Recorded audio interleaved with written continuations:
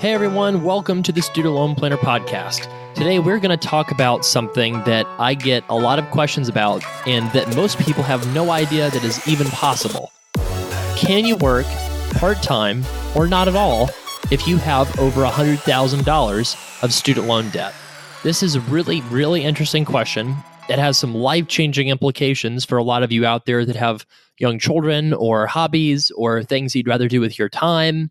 I'm really excited to share this knowledge with you today. I think you're going to get a ton out of it. I think that your mind is going to be absolutely blown when you realize some of the math behind some of these strategies that we've kind of invented here at Student Loan Planner. This is some of the strategies that I've actually used with clients and shown people options that they had not even thought about in terms of how to live their best life, despite having the obstacle of 6 figures or even, 5 figures of student loan debt. Now, what are some different reasons why people work part-time? You probably have your own reason why you might want to work less. The interesting thing that I've found is when I ask people, what would you do if you had $10 million? Almost everyone, and by that I mean like 80-90% of people, say that they would work less. Now, that's not to say that they would not work at all. Actually, most people, when I ask that question to them, say that they would still want to work and do something. But most people pretty much across the board are like, well, I would like to probably work 2 or 3 days a week.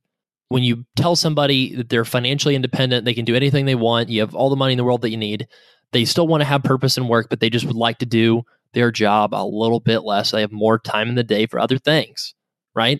One example of this, I had a coworker at Vanguard, my former employer, who was really into fishing. He absolutely loved fishing. This guy would monitor the schools of fish, like their movements. He'd listen to all these like niche weather forecasts as to when the best days were to go fish and everything. And he had a super flexible part-time arrangement with his employer because it was super important to him to go fishing. That's what he cared about. I mean, he cared about his job. He did his job and he did a good job and everything. But at the end of the day, his number one thing was, I want to be able to be free when the fishing's good. And that's just an example of a hobby that, a lot of us might wait until retirement to do something like that and to focus on something like that.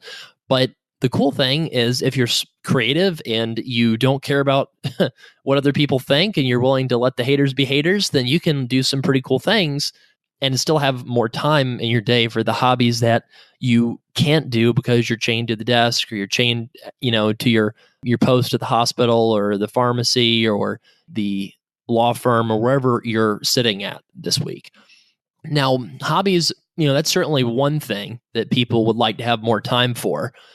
And most people, like I said, they delay it until their 60s to have more time for them. So that kind of seems a little foolish, right?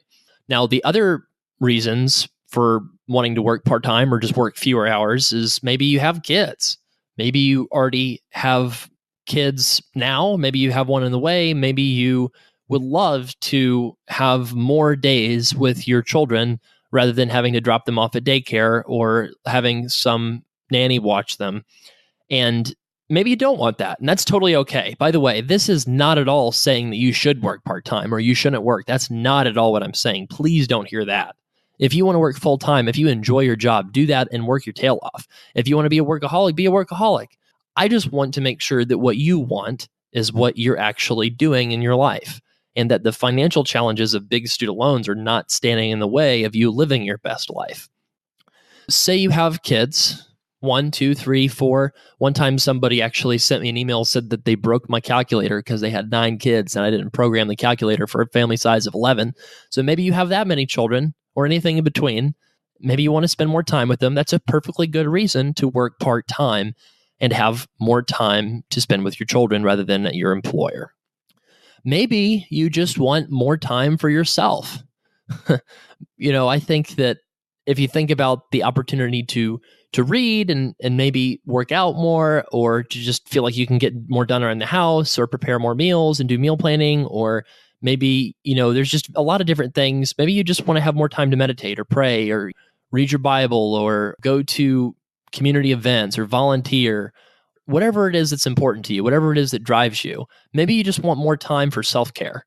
That's a big thing that we don't talk about enough because some of the best remedies to feeling stress and mental health issues, and is making sure that you've got that time that's set aside for self-care. And a lot of times when you're working full-time, say 30 to 40 hours a week, but a lot of people that are working full-time are really working like 50 to 60, kind of like my wife. She's a surgeon, so she works a lot of hours. And it's interesting that we talk about the 40-hour work week. That is really only a thing. A lot of these labor protections really only apply for people who are making below a certain income level and are not salaried. So if you're an hourly worker, a lot of times you have these labor protections that apply to you, where a full-time is a specific definition. But if you are, a salaried worker, like a high-income professional that has a lot of student loan debt, then a lot of times full-time can kind of mean a ton of hours, right? And a lot of times those hours really getting in the way of family obligations. It can stress your marriage. Trust me, I know that how hard it is when you have a partner who works a lot of hours. It definitely doesn't leave as much time available for your marriage as you might like, or your relationship. Maybe one of the reasons you want to work less is maybe you're a little burned out. Maybe you like what you do. You really enjoy 90% of it, but that 10% of it, the paperwork, the administration, the pointless meetings, the people harping on you or criticizing you, or the people who are not grateful, or just the bureaucracy of things has really weighed on you. And you would like to take a little bit of time away to just recover mentally from what you've been through, so that you do not have to risk having any kind of a breakdown, right? And there's actually a ton of really great blogs out there that focus on burnout. There's crispydoc.com, there's physicianonfire.com, there's financialwellnessdvm.com in the veterinarian space. There's thedentist.com. There's all these different sites out there that really try to talk about preventing burnout and mental health and taking care of yourself in different fields. So certainly encourage you to check some of those resources out. We'll try to link to those in the show notes. But if you're burned out, you want time to recover. So I have a personal story to share with you. I was a bond trader, as many of you know, for 2-3 years, and I was in corporate America. I was really burned out of corporate America. I was doing PowerPoints that didn't have much of a point. In some cases, would be going to meetings that didn't have much of a point, or at least meetings that I wasn't super engaged in, right? I mean, there was a point to them. I just, it wasn't my thing. And there's nothing wrong with admitting that. And for some people that really appreciate structure and having to wake up at a certain time every day and being done at a certain time every day, that's a wonderful thing to have that kind of structure in your life. For me, I just felt like I wasn't able to achieve the kind of things that I wanted to achieve, and I wasn't getting fulfilled. And the fact that I didn't have that, and the fact that I had all the bureaucratic stuff to deal with, and the hierarchies and the promotion process was very structured and everything, just all of that stuff made me a little burned out, and I didn't enjoy waking up in the morning and going to work. I tolerated it. I, like many, many Americans, probably 30 to 70% of Americans, I don't know what the range is, but the people who say that they're not happy in their workplace, there's a lot of people out there. You just kind of suck it up and you just go do your job. That's kind of like what people tell us to do as adults. Just suck it up and just do it. Work. Stop complaining. The thing is you have to be able to look yourself in the mirror and eventually and say that you had a good life and you had the life that you wanted. Because of that, I want to talk about some of these strategies that you can use if any of the following that I just described is a reason why you would love to work less. You want more time for your hobbies, you want more time for kids, or maybe your partner or spouse. You want more time for yourself, for self-care, or you're a little burned out. You just need some time. So we'll talk first about the part-time aspect of this, because part-time work is actually sustainable, believe it or not. And then we'll talk about not working at all for an extended period of time and different reasons why you might not work at all for a while. And then we'll also talk about some different kind of odd arrangements about maybe living abroad or being a digital nomad. And we'll talk about different kind of flexible work schedules. We'll discuss a little bit about public service loan forgiveness in terms of different issues that causes when you don't want to work full time. And then we'll sum everything up. So let's talk a little bit about some real life examples here.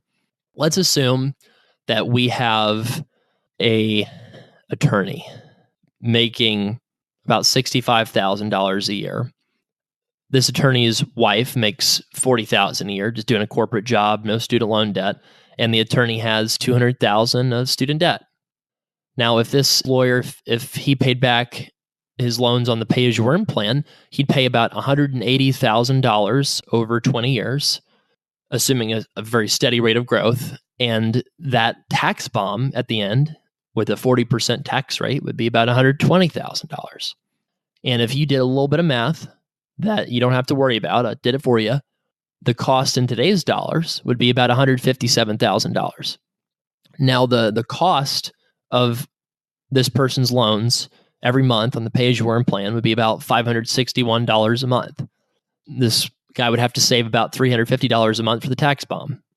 So with coming up with $7,000 a year for his student loan debt and having to come up with money for the tax bomb and maybe the mortgage and cars and daycare and, all these expenses, say that one of those things applied to this fellow and he really would like to work less and he wants to spend more time with his kids, but he just can't figure out how.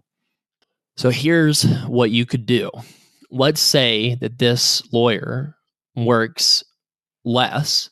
Let's say that he drops his income from $60,000 to $35,000 a year because he decides that he's going to work part-time. Believe it or not, employers are generally willing to accommodate part-time arrangements if you ask. If you don't ask, they're not going to. And if you ask from a position of weakness or being afraid of what's going to happen, then you might have some issues. But because the labor market right now has a historically low unemployment rate, and because the labor market is extremely tight right now, that is something that you need to be aware of, that you have a lot of negotiating power in many cases. And another thing too, with the various protections, labor force protections that exist because of children and just trying to make the labor force a fair and equitable place, men, you should feel comfortable too asking for things that, historically, if you follow traditional gender roles, that your parents might not have asked for. So it's okay to want to spend more time with your kids. It's okay to be a stay-at-home dad. If you want that, if you want more time with your kids, or maybe you want to have that guy who fished a lot, maybe you want to hunt more or something like that, you can ask for part-time work.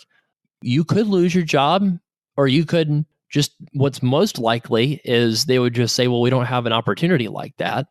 And then you have to challenge them a little bit and say, well, can you create an opportunity like that?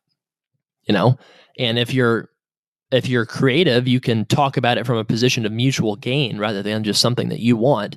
You can talk about how, you'd be more effective. The employer would get a lot more value per dollar spent. In a lot of situations for big employers, they will probably be open to this, especially at income levels that are not super, super high. This should be a lot easier to accomplish if you're making $100,000 or below than if you're making, over $400,000 or something like that. This is just anecdotal guess, but this is kind of what I've heard of, at least. So say you drop that income to $35,000 from $65,000. This lawyer dropped his income a lot. And instead of filing jointly for income taxes, we're going to have him file separately for income taxes because now his income is very similar to his wife's income. So the tax penalty for filing taxes separately it's going to probably be negligible. And if you do that, that drops the payment from $561 a month to $32 a month. That is a big drop. You're saving over $6,000 a year by lowering your income and filing taxes separately. Now, if you sum that up over 20 years, those payments come out to about $10,000, a little over $10,000 over 20 years. Now, is this going to happen where this person's going to work part-time for 20 years? Possibly not, probably not. But the point is that you could cut the expense on your student loans by about $6,000 annually and cut it down to only $32 a month on $200,000 of debt at a 7% interest rate. Now you might say, well, this is really terrible because this person's going to be ballooning their interest and, they're going to have a bigger tax bomb to pay and it's going to be, it's going to be even worse. The debt's going to be even worse. And well, I'd say to that, the person was already on an income-driven forgiveness strategy. We're just making it more extreme here. So that $10,000 of payments over 20 years would result in a bigger tax bomb. It would. So instead of a $120,000 tax bomb for this $200K debt for this $65K lawyer with a $40K earning spouse, this tax bomb would now be about $187,000. Previously, if he was going to open an account, at a Vanguard kind of place, he'd have to put in $350 a month. And long term, if he wanted to do the lower income strategy and pay very little on his loans over 20 years, then he probably would need to save maybe $450 or $500 a month in the tax bomb account at a Vanguard, for example.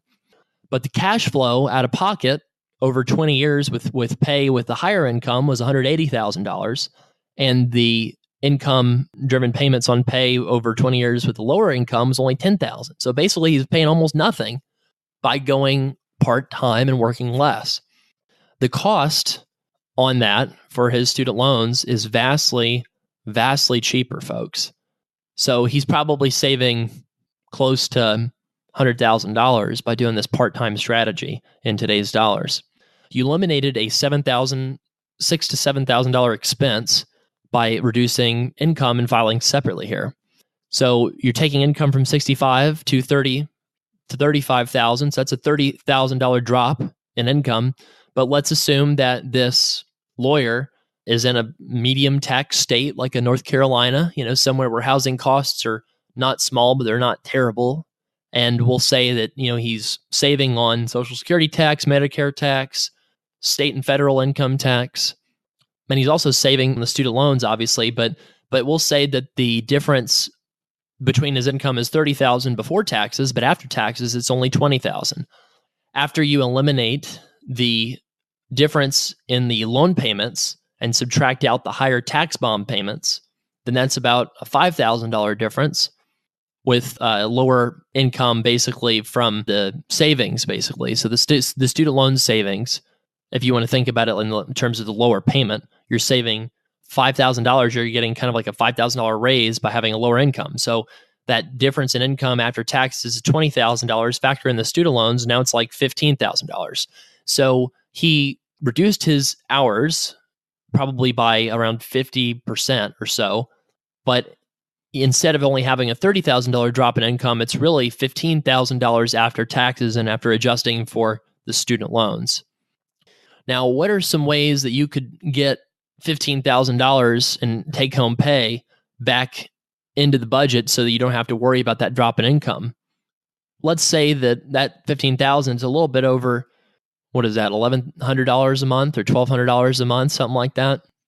One of the most popular vehicles in America is an F-150. Another one of the most popular vehicles in America is a brand new sedan or something like that, or a minivan or something along those lines. So let's say that these folks go to church and they have a buddy at church that works at a car dealership and they don't have an emergency fund, so they go down and they finance a brand new car.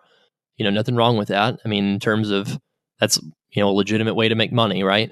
It just might not be the smartest thing to do as a consumer, though, to make that expense and spend on that money.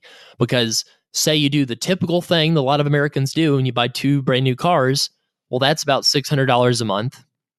And multiply that by two for two people and add in insurance and extra expenses from driving a new vehicle. Now you're basically at that $15,000 difference in incomes from going to part-time. If you could buy paid off cars like my $5,000 2012 Nissan Altima that's got like 100 and something thousand miles on it, if you could have a car like that you buy from savings, and as long as you get it checked out by a mechanic, you feel good about the vehicle, you might have a couple one-off expenses, but it's going to be a heck of a lot cheaper than paying $300, $400, $500, $600 a month for a financed vehicle. Then you basically have just fixed your problem with that income difference right there. Maybe you are with the kids 2 or 3 days a week instead of no days a week during the work week, and you were able to cut your daycare expense by 50%. Well, if you have a couple kids, well, you've kind of fixed it right there, that income difference. So I just wanted to show you that example. This is for somebody who makes a lower income and has a spouse or partner. Maybe they wanted to spend more time with their kids. So this is one strategy for how this person could work part-time and not wreck their student loan situation, because the payment is based off of his income. He's able to pay less if he makes less. And then the loan forgiveness cost actually goes way down when you do this. Let's talk about a little bit different situation. We're going to talk about a dentist who is single and she wants to be single. She prefers that. She's not planning on kids, but she wants more time to herself. And she wants more time for hobbies, and she wants to travel, and she just likes the idea of having more of a part-time lifestyle in terms of what she has to do to work. She's got $400,000 of student loan debt, which if you are a dentist or know one, you know that that's a very typical amount of student loan debt in today's world, unfortunately. And we'll assume that she's not eligible for pay-as-you-earn because she took out a loan back in the day in undergrad. And so that means she's probably going to use revised pay-as-you-earn.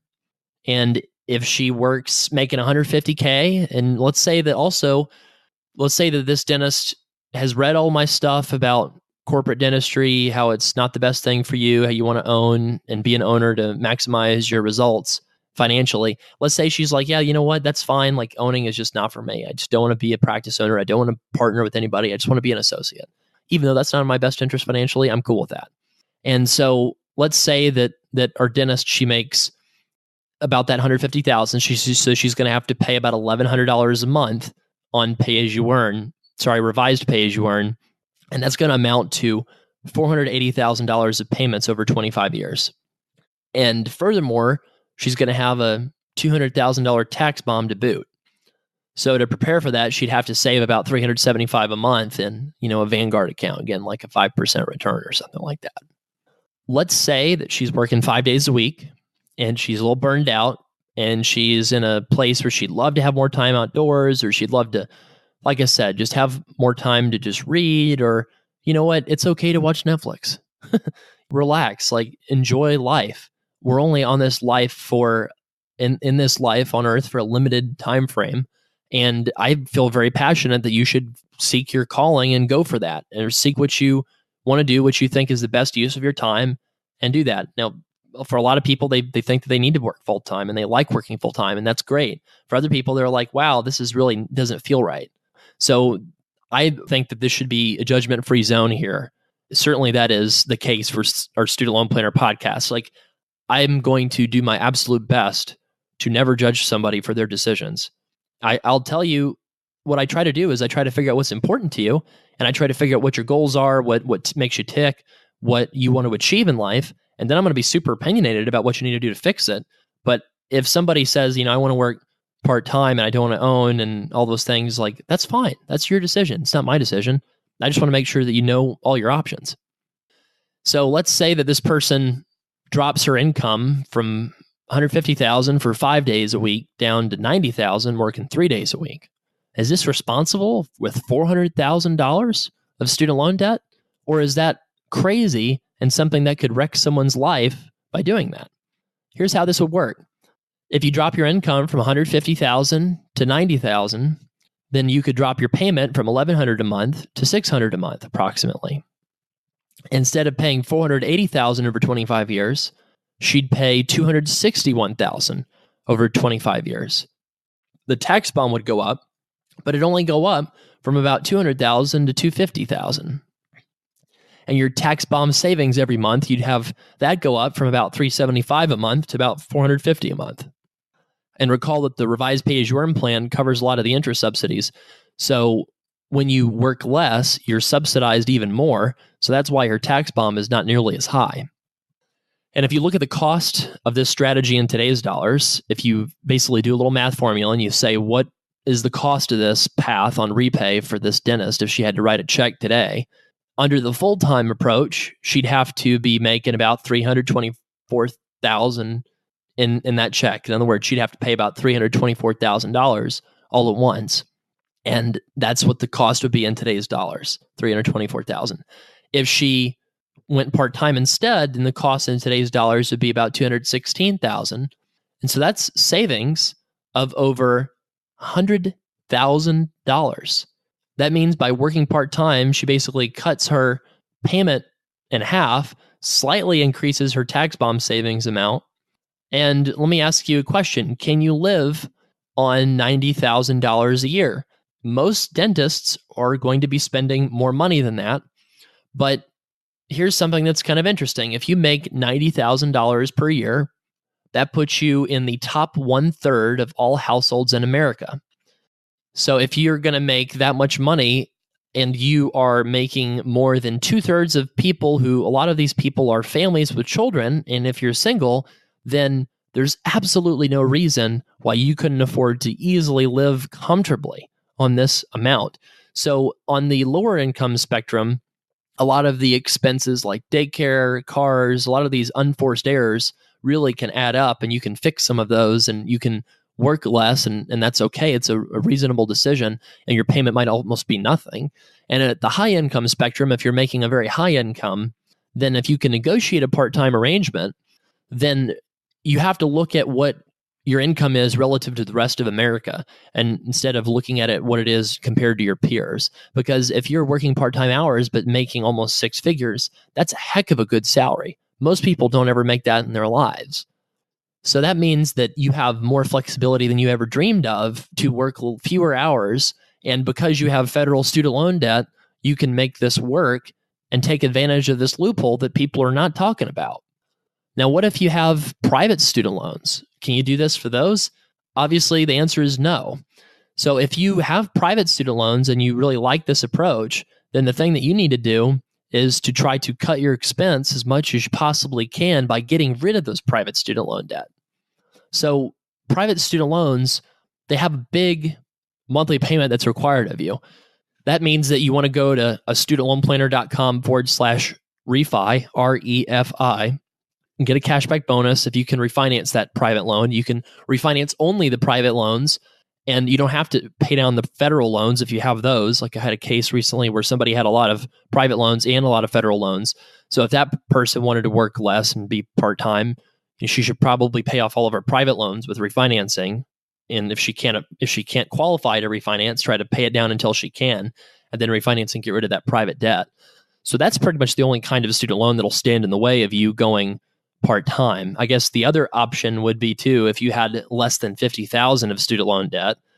In that case, your payment's probably not going to change all that much if you are cutting your hours, because it's already pretty a modest amount of debt as it is. So you're probably not benefiting a ton from income-driven repayment. But that's why Student Loan Planners is honestly focused on people who owe $50,000 to $1 million of student loan debt, because of the bizarre, weird, interesting math that happens when you have a lot of this debt, and you can take advantage of a lot of these loopholes. And a lot of these strategies, like I didn't really think of them until I had done over 1,000 plans. I mean, some of these things I came up with after I'd done 100, but some weird approaches like the community property breadwinner loophole, and some of this stuff with like Parent Plus loans and Social Security, and this part-time loophole, but where you can cut your hours and still handle your debt. These are things that I didn't really think about until many student loan consults, and I realized this based off of just the cool creative strategies that you can use. This is one of the things that makes me super excited, is I kind of view student loans like playing a game of Risk or Monopoly. Like I love board games. If you want to know a little bit about me, I love playing them so much, and I actually have to play them like on the iPad and online sometimes, because like my wife and my friends are like, Travis is a little weird, like, why are you playing Risk on the iPad? But I love thinking of strategic things and different strategies to accomplish something. And so at that light, like if you kind of want to put your board game player hat on and think of this student loans as a game, I mean, it's kind of weird to say that, but it's a very complicated, messed up joke of a game that was created by all the different stakeholders out there that had interests at play, and they made this thing, for better or for worse, that's allowing people to take out $200,000 for a degree that pays $50,000, and we have the system that we have, and we haven't changed yet. Hopefully we will at some point. Then I guess I'll just go do something else. But that's the hand we're dealt right now. So you can't say, I wish we had a different situation. We have to deal in reality, right? So we talked a lot about the part-time aspect of if you're not working full-time, you're doing part-time work. But what if you just didn't want to work? Okay. And I'm, again, judgment-free zone here. There could be some really legitimate reasons that you do not want to work right now. Maybe you need a mental health break.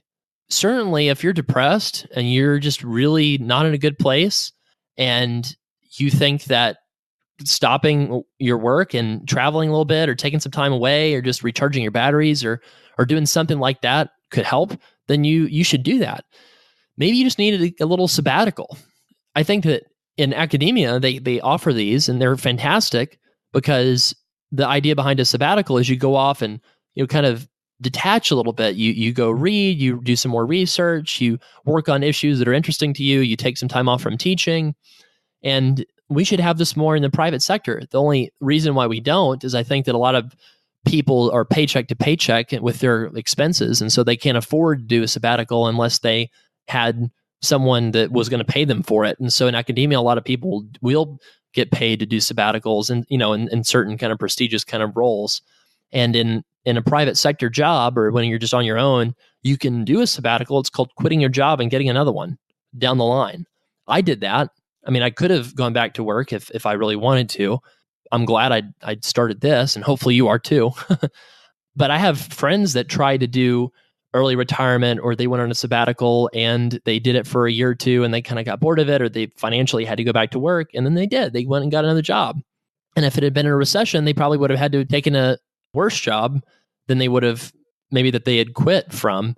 But that's probably our risk aversion talking. So if you went to graduate school and you've got a good degree and you're a smart person and you are somebody that is pleasant to talk to and that can ethically sell something that people want to buy, right? Then you are in the top quarter of all people that can get a good job, that can pay the bills. Like, you don't have to stress out like a lot of people do that are the most vulnerable among us, that, might be struggling with something, severe depression or severe mental health issues, or maybe they were not blessed with a stable home life, or they didn't get the kind of education that you got. They dealt with, structural inequalities and things. And then I'm just saying that even if you do take a sabbatical, you shouldn't be so stressed out about it, because you will get another job if you hustle and you have faith in yourself. So that's another reason why you might not want to work right now. Maybe you have some medical issues. Maybe you're going through some problem. One of my best buddies had cancer and he fought cancer for a year. And during that time, it was really stressful. He's in and out of the hospital all the time. Working would have been a real big challenge. And he just didn't need to deal with that. He needed to fight cancer and win. So he didn't work for a year and beat cancer, I'm happy to say. And he went and got a master's degree, and then he's now working. Finally, another, probably the most popular reason why somebody would not work for an extended period of time is if they want to be a stay-at-home dad or stay-at-home mom. That is a very common profession. I think of it as a profession because it's a calling. It's really a deep amount of work that you're doing if you're a stay-at-home parent. If you want to be a stay-at-home dad or a stay-at-home mom and you have a lot of student loan debt, you might feel like you can't. You might feel guilty because you're not bringing in an income, but then you have to make payments on your student loans. There's a few different ways to deal with this. If you are a very low earning spouse and you have a lot of student loan debt, so let's say that you're making, $30,000, $40,000 a year working full time, and somehow you have $200,000 of student loans, and you're married to somebody that makes, $300,000, $400,000 a year, then you might need to have some conversations about that person co-signing for you so you can refinance your loans and pay it off. If you're in a situation where your partner makes a very more modest income, then what you could do is simply to file married filing jointly and just have that partner's income be counted in your student loan payment. And you can still cut your expenses that way. Obviously, if you want to be a stay-at-home mom or stay-at-home dad and you are a single parent, that's probably not going to work.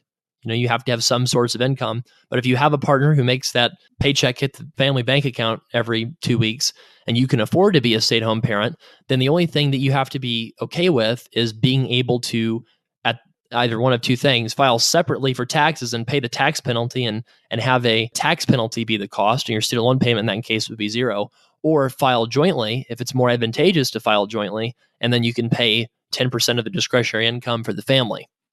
So either way, it's okay to not work, and what strategy you use needs to be dependent upon what your long-term plans are. So if you want to eventually go back and make a lot of money and pay back your loans, then maybe you could do something like revised pay-as-you-earn, where you're getting interest subsidies where the effective interest rate of your loans is very small because of those subsidies. And maybe you're keeping the balance kind of at bay while you're a stay-at-home parent for a few years, and then you're going to go back to work and maybe you're going to pay it off and do refinancing if you can't have your spouse co-sign for you. Maybe you are going for long-term loan forgiveness. Maybe it makes sense to file separately for taxes and do pay-as-you-earn or IBR or something like that. And then in that case, maybe you need to do those $0 payments because you're trying to go for loan forgiveness. Okay, so then in that case, you do pay as you earn, you do IBR, so you can file separately, so you can go for loan forgiveness. And maybe that's a way to justify not working that way.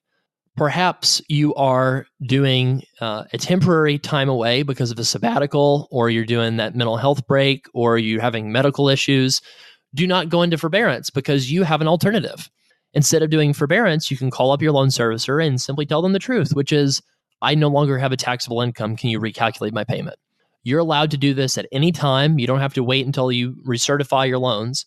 So if you have one of these situations where it's going to be a temporary 1 or 2 year thing, what I would suggest is you probably are already on one of these income-driven plans if you are not refinanced already. And you can call up and say, hey, I want to get my payment recalculated so that it's $0 a month. Or, at least I want my payment recalculated so that it reflects my $0 a month income.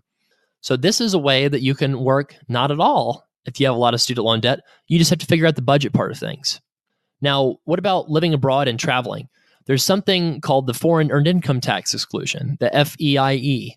And this allows you to exclude $100,000 of income that you earn abroad on your U.S. tax return. If you do that, say you're doing, travel nursing abroad, making money that way, or maybe you're doing dentistry in the Middle East, like one of our podcast episodes we have. Maybe you find some sort of special gig through your corporate employment that's sending you overseas. It could be a number of things. Maybe you're doing consulting income. Maybe you're a digital nomad. You're doing freelance work while living in Australia or Europe or something like that. Then you should be able to present a $0 adjusted gross income or very close to it to your loan servicer and pay $0 a month or close to it. And you're still qualifying for loan forgiveness and accruing the loan interest instead of compounding it, that kind of stuff. So if you want to have one of these alternative lifestyles, it's very, very possible. Now, what about if you're going for public service loan forgiveness? You obviously have to have full-time employment, which is 30 hours a week, or your employer's definition of full-time, whichever is greater. And then you have the option of doing 2 part-time jobs and qualifying that way. So if you say you work one job, it's 20 hours a week, another job you work 12 hours a week, and both of them are at qualifying employers, you can qualify for PSLF that way. I've got a story from a listener who wrote in, and you can do that too, by the way, if you want to leave a comment or have a question, podcast@studentloanplanner.com. And he was telling me that his wife was, it was 0.75 FTE. So a lot of big hospital systems, they'll delegate somebody as, 1.0 FTE or 0.75 FTE, something like that. And the hospital considered his wife full-time for benefits, but because of that 0.75 FTE allocation, they refused to sign the PSLF paperwork. So this person was not technically working part-time because she was working the 30 hours a week, which is the minimum, but they wouldn't sign the paperwork because they said it's not our employer's definition of full-time. So that's just kind of a gray area. My opinion, that's silly. Any employer out there needs to be signing your paperwork if you're getting benefits, because the definition of full-time employment is really pretty arbitrary with our labor laws in America. So that means that if you're getting full-time benefits, an employer matching your 401k, your health insurance, all those things, then you really should be able to get credit for PSLF. Now, most of the people who stop working or go part-time or reduce their hours or stop doing their hours completely because they're a stay-at-home parent, they do it temporarily. So I want to use my mom as an example. My mom's a nurse. She spent about 10 years out of the workforce as a stay-at-home mom and took care of me and my brothers. She luckily had no student loans because she got a special deal where the employer kind of helped her pay for it. And back in her day, student loans were kind of a joke. I mean, it was super cheap to go to school, and she didn't really have to worry about getting her nursing degree because it was just real cheap. But what if she had a job change? What if she had switched careers and done one of these expensive private programs and she came out owing a whole bunch of loans? And what if she basically decided that she wanted to go become a nurse and she took out more than $100,000 of student loans and she wanted to be a stay-at-home mom? What would have happened in that case? Could she have done that? My dad was a teacher, so he didn't make a ton of money. What she could have done is basically used a little bit of forbearance. I mean, that's certainly a decent time to use it when you're not getting qualifying employment towards PSLF. But if you're going to eventually go back to work full-time, as most nurses do at full-time not-for-profit hospitals, which is qualifying employment for PSLF, what you should keep in mind is you only need 10 years of cumulative credit. You don't need 10 years of consecutive credit. So my mom, she had about a 5 or 6 year period of working before having kids and deciding to go part-time. And so she could have built up 5 or 6 years of credit and then done her 10 years out of the labor force or fewer. And then she could go back to work and she could have paid $0 a month on one of these income-driven plans, or she could have filed jointly for taxes. That was the right thing to do, and paid, $200 a month or something like that. And if you're really budget-minded and you're really frugal and you're real intentional with your money, then she could have gotten PSLF over her staggered career with these life changes that happened. So this is why I think this is so cool, is I want to pretend that my mom had a lot of student loan debt, and that could be somebody today. I want to pretend that the buddy that I had that was a coworker that loved to go fishing is somebody today. Now take that person, take that human being, and then add a bunch of student loan debt that freaks them out and thinks, oh my goodness, what am I going to do? And now that person can live their best life and live their life the way that they would without student loan debt, which is totally life-changing. So my takeaways for this episode are that you should design the life that you want.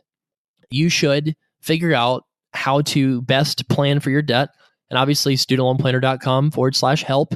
If you want us to help you and do that and get a paid custom plan that kind of does this kind of thinking and incorporates that kind of thinking into your life. But if you want to figure it out yourself, you need to fix your budget.